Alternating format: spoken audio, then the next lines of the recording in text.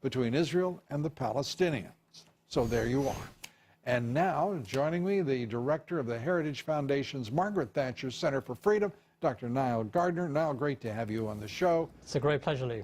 And what an extraordinary day. The president cogently, forcefully laying out his reasons for withdrawing the United States from the Paris Agreement, and the Euros behaving like children, screaming at the top of their lungs, "You can't do that." Oh, yes, yes, the president just did it. Your reaction? Well, I think firstly, this was a tremendous day for U.S. sovereignty, a good day for the U.S. economy as well, because I think the Paris Climate Agreement would have been absolutely destructive in terms of its impact on the U.S. economy. It would have destroyed hundreds of thousands of U.S. jobs. It would have cost, in the region of $2.5 trillion by, 2035, according to a Heritage Foundation study.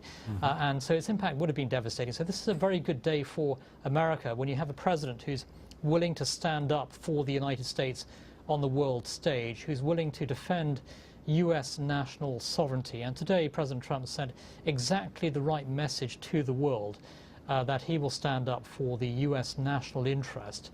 And as you pointed out earlier, no surprise, of course, the howls of condemnation sweeping across the Atlantic from Europe. And you are going to see these howls of condemnation continuing for the next few days, the next few months, probably the next few years as well. It is, and this is, every leader has his or her detractors. This president has, mostly in this country, politically motivated and organized detractors, if you will, a national left-wing media committed to that end. But listen to from Germany, working to save our Earth alone. The leader of Belgium: "I condemn this brutal act." Mexico, the United States, leaving a dark legacy. "Irresponsible decisions, sad day for the world," from Denmark.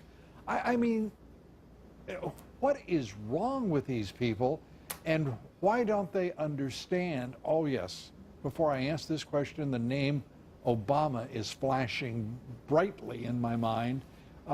After 8 years of Obama, they have to be stunned that a man of intellect and force and purpose and commitment to the national interest is actually guiding the nation. It must stun them.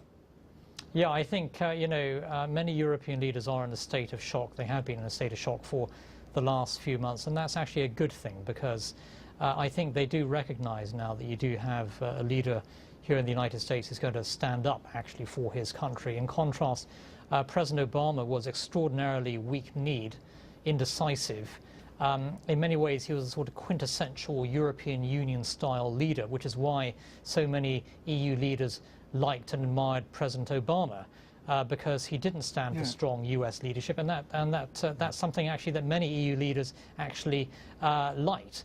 And so, in the case of Donald Trump, somebody who does stand up aggressively, that's going to raise the hackles of leaders in Germany and France. Well, hackles be raised, and thank you, President Trump, for doing so. Nile Gardiner, great to have you with us. My pleasure. Thank you. Look forward to seeing you again soon. Look forward to it. Ambassador John Bolton will be among our guests, and Michelle Malkin joining us tomorrow. Please be with us. As for tonight, we thank you for joining us. Good night from New York.